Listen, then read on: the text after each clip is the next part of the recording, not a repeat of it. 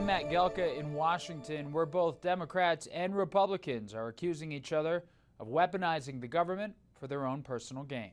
Charges over which administration, the past or the current one, was weaponizing government had things boiling over in a House hearing this week. Pennsylvania Democrat Madeleine Dean clashed with FBI Director Kash Patel, holding up Patel's book, which featured a list of people he deemed government gangsters. It concerns me how many people from this blueprint have been targeted with executive orders and FBI investigations.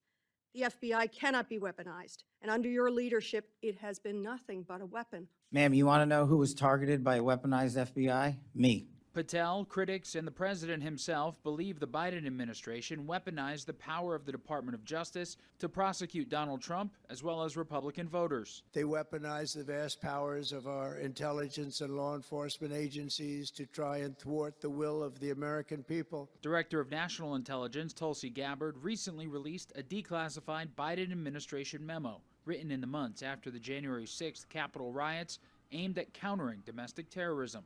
Critics say the goals in the document outline a blueprint for law enforcement to target Republicans. A consistent example from critics revolves around protests from parents at school board meetings objecting to curriculum and COVID policies. Former Attorney General Merrick Garland directed the FBI to monitor harassment, intimidation, and threats of violence to school board members in 2021. The direction came after the National School Boards Association suggested in a letter to then-President Biden using the Patriot Act and labeling some parents as domestic terrorists.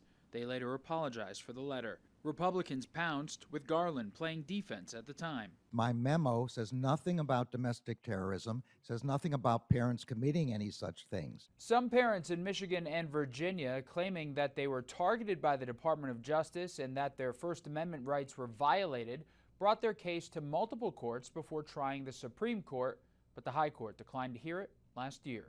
Reporting in Washington, I'm Matt Gelka.